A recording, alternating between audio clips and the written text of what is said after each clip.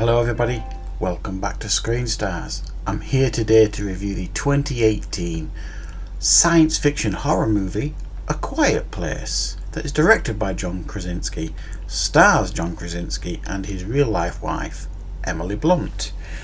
And this is a film that is getting pretty much universal praise by everybody, and it's a film that I've been excited to see, I've been looking forward to seeing. And thankfully I can report after seeing it that this is a fantastically original, very tense movie that focuses on the aftermath, and we don't know how it happened, the aftermath of, it's almost like a post-apocalyptic world in a way that we focus on one family, John Krasinski and Emily Blunt and their children, and they have to live in a world of silence. Because if they make any notable sounds at all, they will be hunted down immediately by these creatures that you learn now is out there, that they are creatures from another world. Like I say, you don't know how this happened. You get little hints, you see like newspaper clippings on walls here and there and things wrote down, and so you kind of see little bits and pieces of what went on, but you don't know the ins and outs, and it just focuses on this bubble, this family. And after a incredibly shocking start to the movie, we follow the family sometime after, and they communicate primarily through sign language because they have a daughter who's deaf, so they have that advantage, they know sign.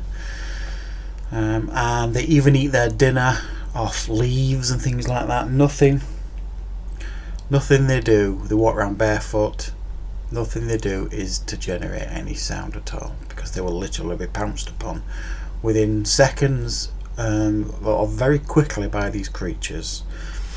So you see them live their lives. They're eating, they go out scavenging, fishing, and try and live as normal lives as they possibly can in this strange new world. And that's the gist of the story. Very, very simple stuff, really, but very, very creatively written. Now, there are rumours out there, and I have read in a couple of places, that this was at one point in time going to be included into the Cloverfield universe, and I can see how that would fit, and it makes sense in quite a few ways. I'm glad it isn't in the Cloverfield universe because it stands on its own, this movie. However, you could also say that about 10 Cloverfield Lane. If that was given a different title, that could have stood on its own without being in the Cloverfield universe as well. So I think this movie stands perfectly well on its own. However, there are questions that this movie generates, like where did these creatures come from, what's their motivations, what are they doing. Whereas if it was included in the Cloverfield universe, those questions would have already been answered, because they have been answered, if you like, in the Cloverfield paradox as to how these creatures end up on Earth, sort of thing. So I'm glad it's not part of the Cloverfield universe, because it doesn't need to be part of the Cloverfield universe, but it would have fit. So there's that. I think the performances throughout this movie are very, very impressive by everybody, especially Emily Blunt. There's a scene in this movie, well, there's a lot of tense scenes in this movie. There's one in particular, there's a sequence where Emily Blunt, who is pregnant, her waters break and things aren't going well. Noises have been made, and you've seen it in the trailers where she's hiding in a bathtub. That is filmed so wonderfully, acted so fantastically. I have never felt as tense watching a sequence of a film.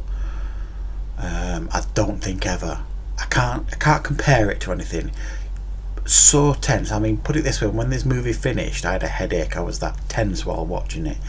I think you almost need to be offered a free massage when you leave the cinema watching this movie, because it ties you up in knots. It's so tense. It's hard to say this is horror. It is horror in a way, but it's more of a tense thriller. It pushes those buttons expertly, but clearly there are horror elements in this movie. But wonderfully crafted, wonderfully made. John Krasinski directed it wonderfully well, and obviously there's great chemistry between him and his real life wife, Emily Blunt. So you really feel the tension in this movie. There were a couple of times in the movie early on. I'm not sure. I didn't know what to make of this movie. I thought the sign language thing was going to get a bit frustrating eventually. It doesn't. It does balance it out with some vocal stuff as well, and the film is short enough for it not to outstay its welcome in regards to the story it's telling. It just focuses on this family, and it really works very well, this movie. It reminds me in a lot of ways of Get Out last year, not in the style of movie, they're both very different movies, but how effective they are, because they don't overcomplicate things. They've got a good story, they've got a good team on board, and they've just gone for it, and they've just made the movie that they wanted to make without very little interruptions, it would seem. So I applaud them for that. Wonderfully original. When I think about it, I think there are similarities out there. I thought there are similarities to the movie Signs, I think, with this movie. And my only mild criticism really is I wasn't particularly taken with the design of the creatures. They're like walking brutal ears, if you like. That's what they just felt like, you know.